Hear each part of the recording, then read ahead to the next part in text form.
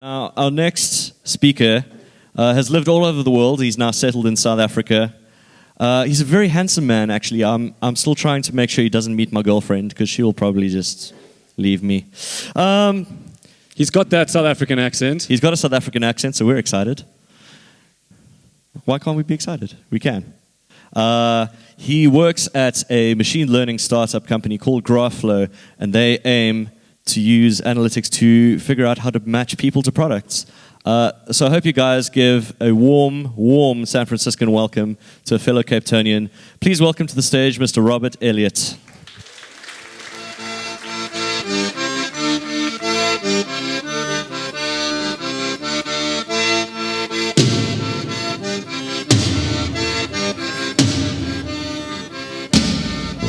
Thanks so much.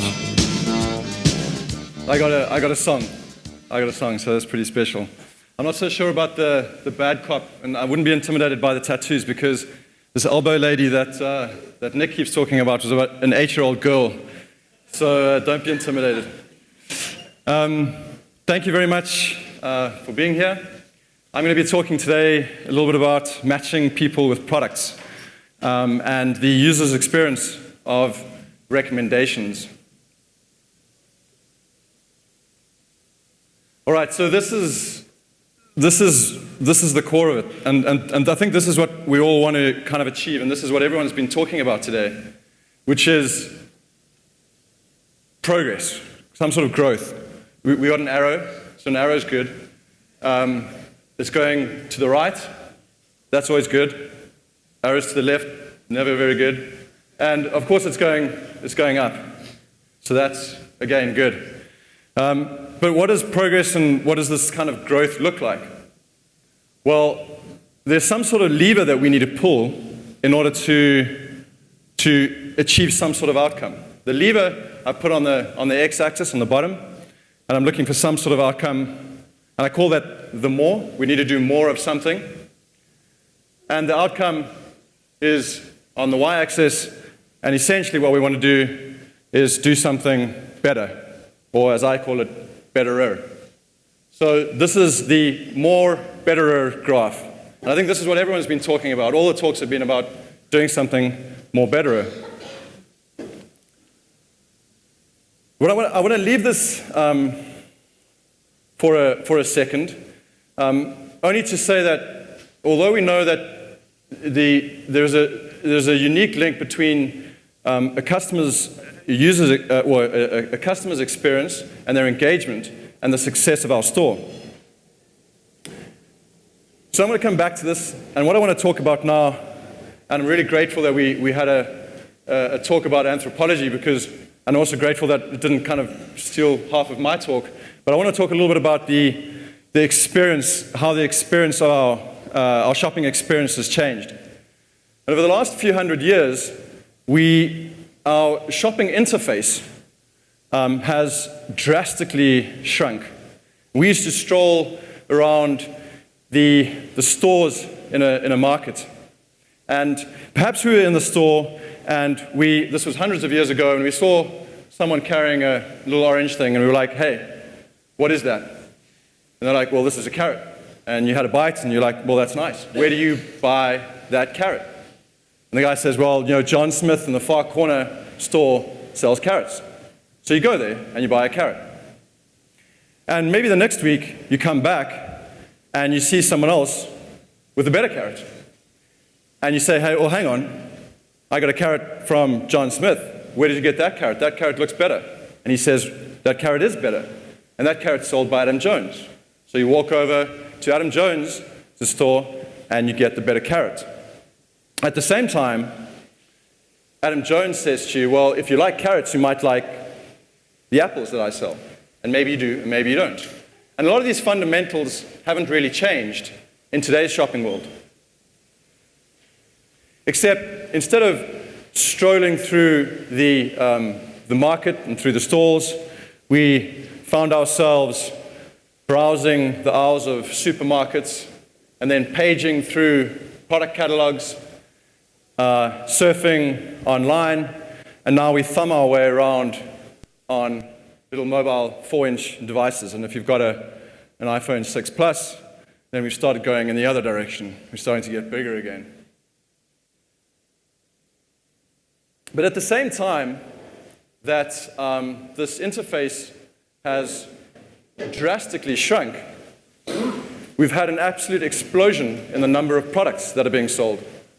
And so instead of the basic household products that we used to buy, we now have multiple variations of these.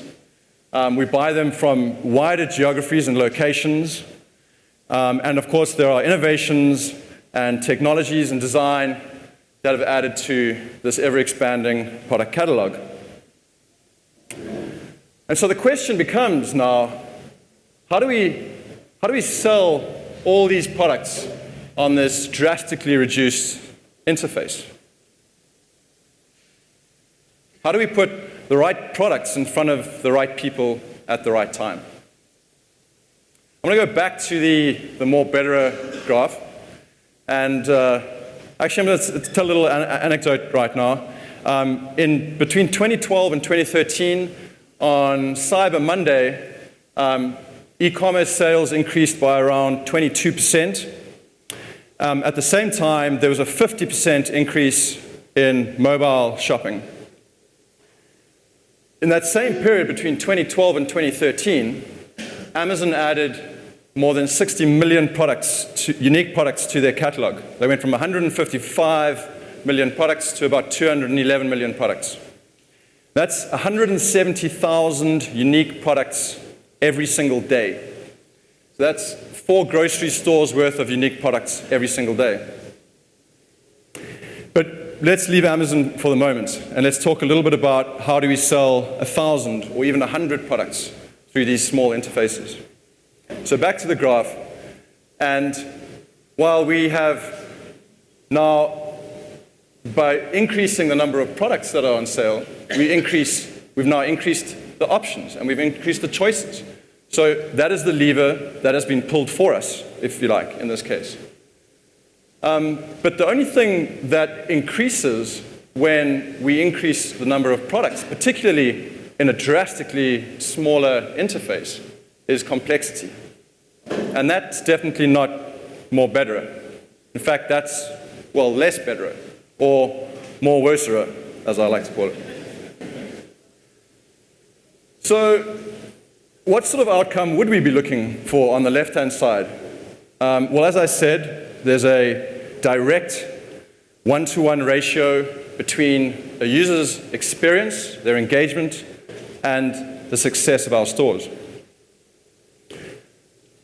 So if we mapped engagement on the left, well, we know that complexity interferes with that engagement, and so do these ever-increasing options. So unfortunately, we have an arrow now going down and to the right, and we know that this, again, is terrible. So, what does this mean? And how do we get that arrow back up to the right? Well, we're all different, even different from our best friends and from our family. And it turns out that our customers will actually enable us on this journey of finding out what people's unique preferences are. And I've had many debates about this. We're a machine learning, big data company, and that has very little to do with finding preference.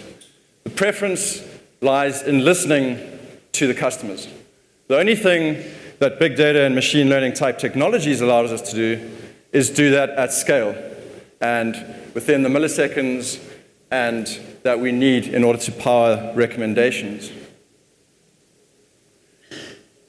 The beautiful thing about being able to match people with products is that there are these little patterns and these preferences that are hidden between people and these products. Now I want to talk a little bit about the user's experience of recommendations and the recommendation UX. And while we have people and products, we have these two key objects in this model, and we look at the interactions between a person or a customer and the products on your site. And those interactions look like page views, product page views, likes, shares, add to baskets, and of course, the most important indicator of preference, ultimately the purchase. And so while we have two key ingredients to recommendations and these interactions, we also have two very distinct types of recommendations, and it's really important to split these out right now. We have recommendations for a particular user, and we have recommendations based on a particular product. So let's talk a little bit about the first one, recommendations for a person. These are very useful on non-product specific pages.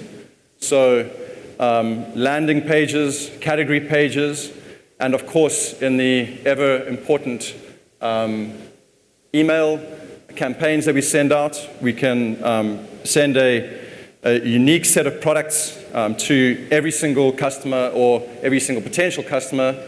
And I'm now talking more in the WooCommerce space, we can also present product recommendations on blog and news type articles in the footers and sidebars of those. So here's a little example. Here's a little demo layout of a user's experience on a landing page. And I think one of the key parts of recommendations is that this isn't something that should shout at the users. This is something that should be pretty discreet. You should be allowing users, you should be allowing space for your promotions, and at the same time allowing a place for the customers to subtly find something that is relevant to them.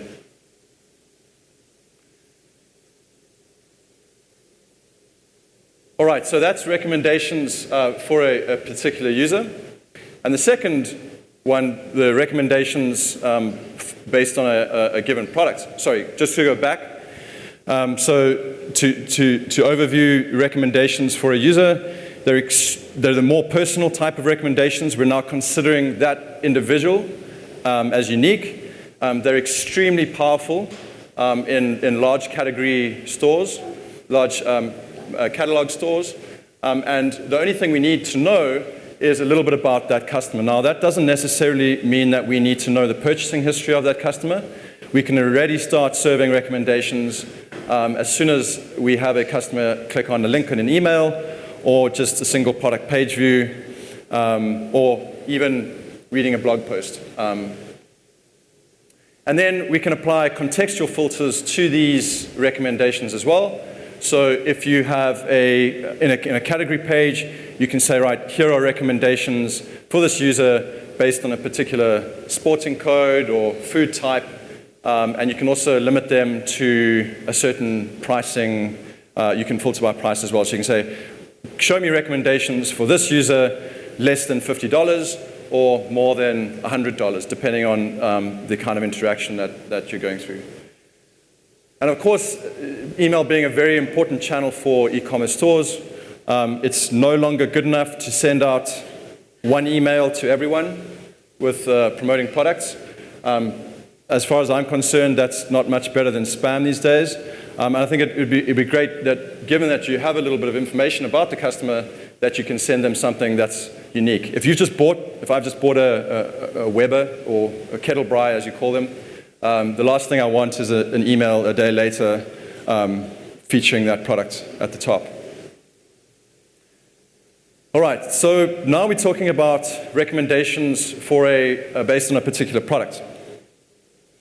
And this is arguably the most powerful kind of recommendation, and the one that I'm going to focus a little bit more on today, particularly in the WooCommerce small to medium-sized stores, where we don't always have returning customers like Amazon do, and where we can infer preference based on how other people have interacted with products.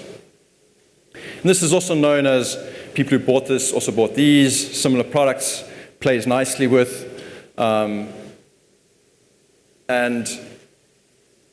here's a nice little example that I put together for what a similar products or people who also bought these kind of recommendations would look like. Again, it needs to be discreet.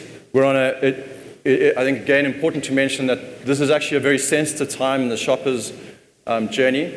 And we may have someone who knows exactly what they want. They came onto the site from search. They're going to add to carts, and they're going to purchase pretty quickly. And you don't necessarily want to interrupt that. But you want to provide them with the ability to obviously cross-sell a few of the products and add them into the cart. And I would recommend using asynchronous or AJAX calls in these similar product recommendations so that you aren't bouncing backwards and forwards again between products.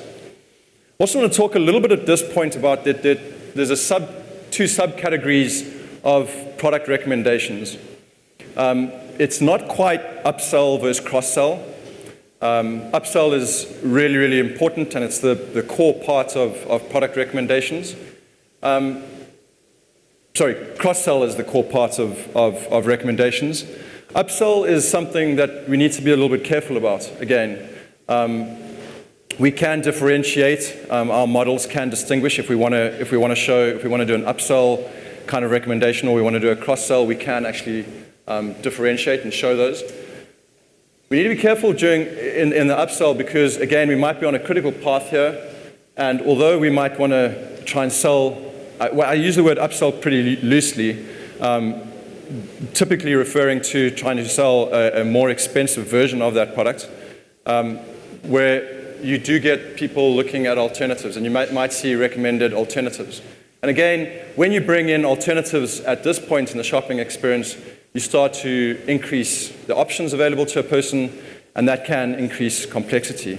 So this is a great position for the cross-sell, but if you were going to place a widget for upselling products, I would put that further down on the page, near the product reviews or after the product description. Typically, people who are looking at more details about a product may be persuaded to buy another product or reading reviews, etc. All right, so there is another pretty good use case for product recommendations, and that is on the cart page.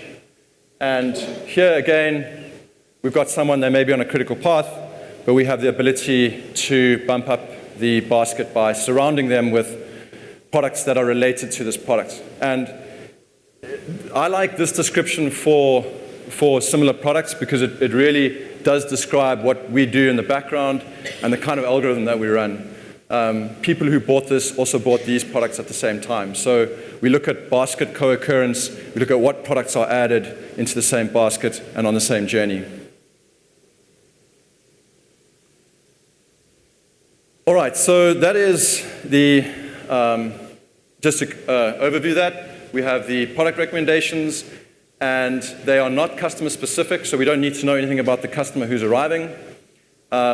We have two different types of product recommendations. We have the cross-sell and the upsell. And of course, again, we can provide some contextual filters to these recommendations. Very useful in the cart, where we can have multiple products, and we want to actually pull recommendations, a number of recommendations based on a number of products in the cart. And of course, if someone is buying a $9,000 mountain bike, we don't necessarily want to try and sell them or promote $5,000 products in there. So we might want to keep it to $200, $100, just so we can bump up the basket value.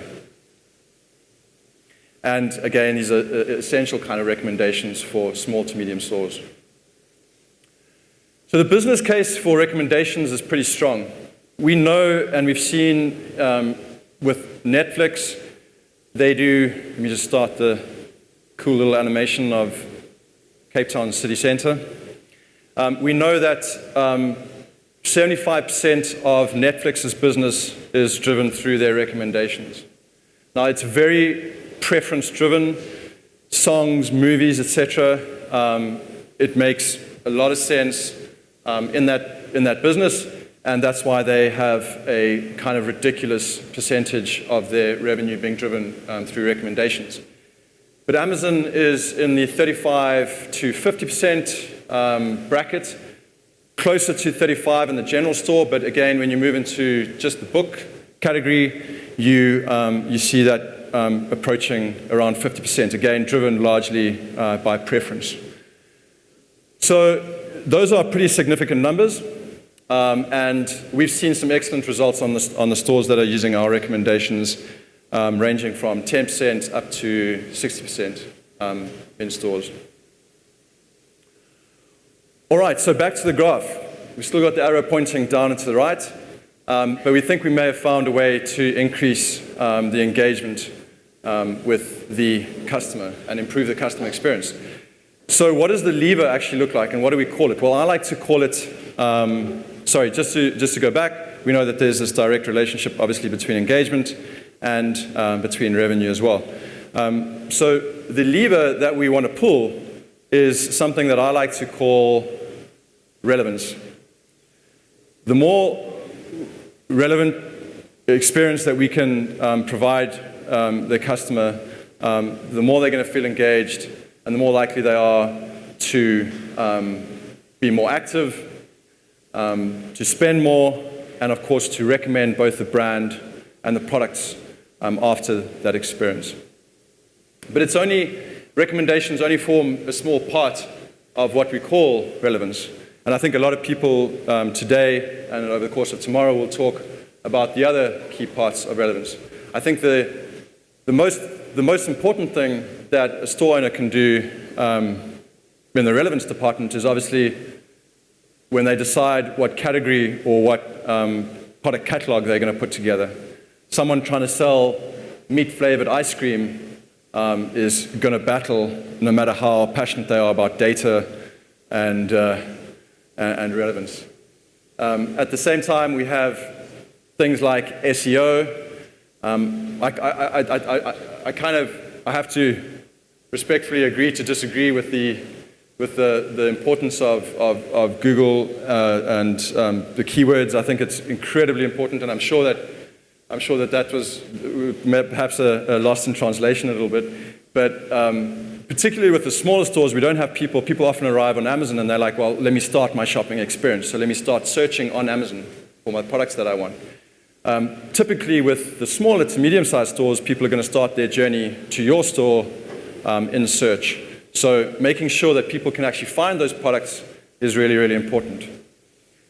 Then we have retargeting, we have advertising, we have social media, we have email, and then of course, once on site, we have recommendations and things like search. Again, search is something that, well, we can flavor with recommendations, so when someone's looking for a kettle, we can actually bring back the kind of kettles that we think that they're going to like. So looking at,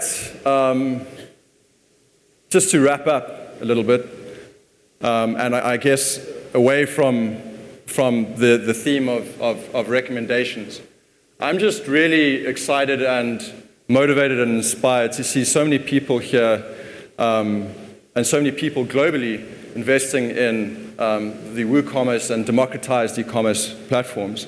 And I think that my personal view is that it's a really beautiful thing when people are passionate about a category and they take that to the market and they curate a community around that and they build a brand around that. I met Scott sitting at the back there. Scott's going to be selling his Chinese martial art instruction videos soon on WooCommerce. And he's really passionate about it. I could tell from the quick conversation that I had with it. And I think that that's a really cool thing. So I encourage people to, when thinking about growth and thinking about progress and moving the arrow to the right, is don't necessarily think about moving into multiple categories and increasing the catalog of the store. I think there's a lot that can be done in a single category, and I think it's really important to be passionate about what it is that you're trying to sell. So thank you very much for your time. I can take some questions if we are ready. Okay, questions. I got the thumbs up for questions. So hands, microphones, shoot. No? Fingers? Ah.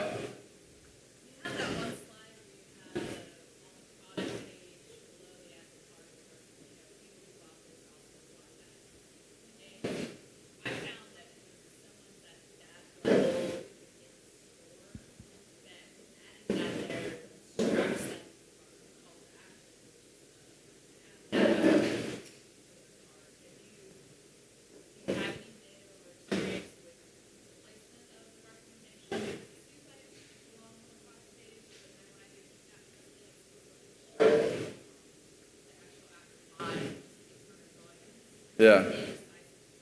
I totally agree with you. I think it's really important not to affect what I call kind of the positive checkout path of someone who knows what they want and they're adding it to the cart and they're purchasing it, etc.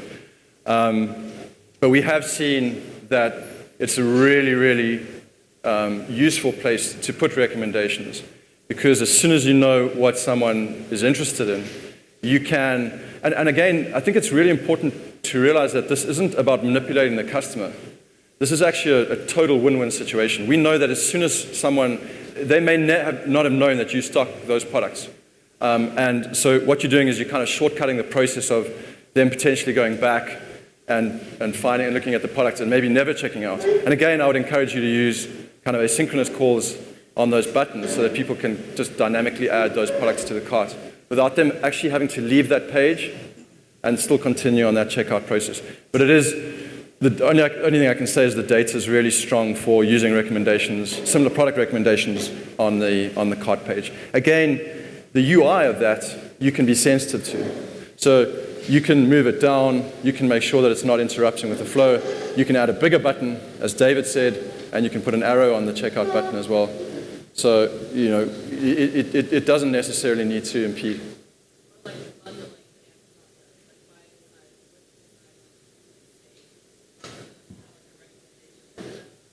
You can do that. That again works really well. You got kind of complementary. You got a camera lens, and the bag for that lens works really well. That can be difficult to do in the machine learning big data kind of world, because we don't actually care too much about what the exact products are and does this camera lens fit into this. We look at correlations, but that is, again, you have that option in WooCommerce of actually specifying products that do go together and that you can bundle them. And I think we saw Cindy or someone else talking about the importance of bundles. Anyone else? At the back. So is there an extension on WooCommerce to do those recommendations? There is an extension. There are a few. Our extension is called GraphFlow WooCommerce Recommendations. You can add it. It works out of the box. It plugs into the related products widget, and you can move that around, and you can add the short code, and you can use it wherever you like. There's a widget you can add into footers and sidebars, or you can use the short code on posts as well. There are other products as well. One or two of them. I'm not sure that the others are using kind of. Some of them are doing kind of MySQL queries in the back end on WooCommerce, rather than we're kind of an integrated API doing machine learning and big data kind of algorithms, but. So yeah. It looks at previous orders of different customers to know what they bought together and things like that? It looks at more than just orders. It looks at all those interactions I was talking about. So it looks at product page views. It looks at add to baskets. It looks at, in the future, it's going to look at the time of day, the context, the weather. It's going to, take a whole lot of considerations. People act very differently, in different contexts, and plug that in and provide that. It's out of the box. Works pretty well. We do encourage people, if you are going to download it, to export a bit of your history, your order history. Kind of warms up the models and allows the recommendations to start producing something intelligent, pretty soon. Anyone else? Questions? Cool. Great. Thank you so much. Thank you. Robert Elliot from GraphFlow.